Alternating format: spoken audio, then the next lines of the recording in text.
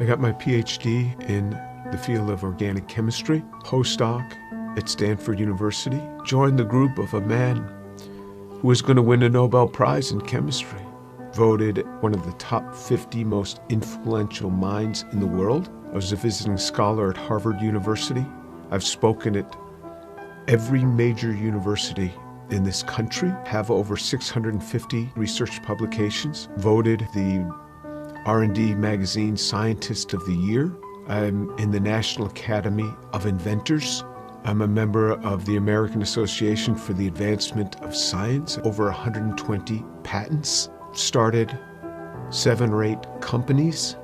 We work in areas that range from medicine to material science to electronics, computer memory, medical devices. We work across a broad range of areas. But more than any of that, what means the most to me is that I'm a Jew who believes that Jesus is the Messiah. I grew up just outside of New York City. I thought everybody was Jewish. I didn't even know that there was anything else. I had no particular interest in that, other than when all my friends were getting bar mitzvahed or bat mitzvahed, and then I would attend, of course, every week. There was never really any excitement for me. I remember once I even tried to talk to a rabbi. He just brushed me off. There was very little explanation for me. I remember when I went to college, I started meeting a number of people that said that they were born-again Christians, which was sort of an odd term. What's born again? What do you mean, born again? One person saw me in the laundry room. He said, "Do you mind if I give you an illustration of the gospel?" And I remember we sat there and he actually started to draw a picture. A cliff with a man on one side, and he drew a little man, and then another cliff with God on the other side, and a big chasm in between that he labeled with sin. And I looked at him, I said, "I'm not a sinner. I've never killed anyone. I never robbed a bank. How could I be a sinner?" And he had me read a verse from the Bible. "For all have sinned and fall short of the glory of God." In modern Judaism, we never really talked about sin. I don't remember ever talking about sin in my home. So he turned to another passage. Jesus said, "I say to you that everyone who looks upon a woman with lust for her has already committed adultery with her in his heart." Pow! I felt just as if I'd been punched right in the chest. Here I was, new in college. I didn't think anybody knew. I would pick up these magazines and I became addicted to pornography. It was just through those magazines. And all of a sudden, something that's written in the Bible, somebody who lived 2,000 years ago is calling me out on it. And I felt immediately convicted.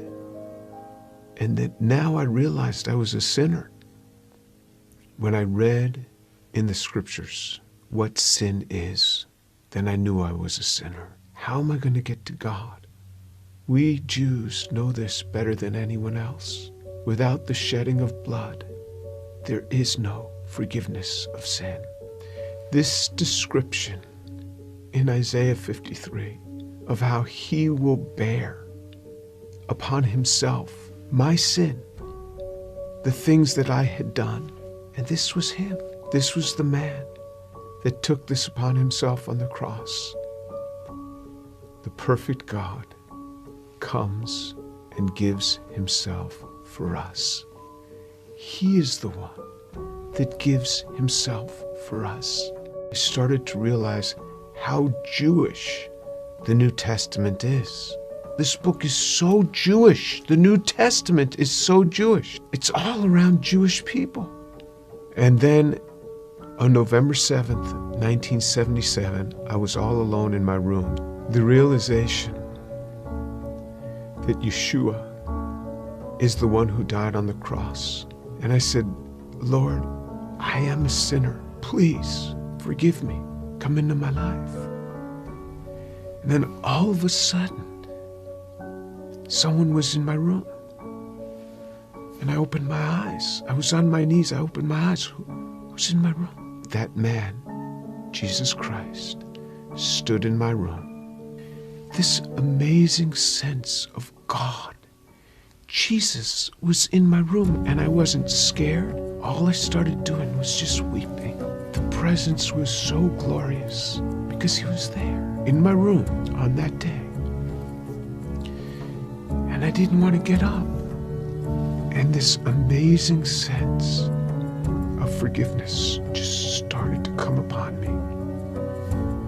That was him. Finally, I got up. I didn't know what to do. I didn't know who to tell. Here's this Jewish kid from New York City. What am I going to say? My cousins were shocked. How could you do that? You're Jewish. Telling my mother how I had invited Jesus into my life. She didn't say much. She was weeping. She told my father they weren't happy at all. And she said, I don't blame them for killing Jesus after the things that he said. Who is he to come against these religious leaders that have dedicated their lives to helping people and to tell them that they are whitewashed tombs? Who is he, this young man in his 30s, to say this to these scholars? He got what he deserved. And my mother's a very deep, pensive, careful reader. She read from Genesis right on through the Tanakh, the whole thing. When she got done, I said, what did you think? She said, God warned us over and over again. He warned us. When my daughter was about 15, my mother and father came to visit us. At one point, my mother went into her room for several hours. She came out. She said, quite a young girl you have. She talked to me for a long time. She started reading the Bible again, both the Old and the New Testament.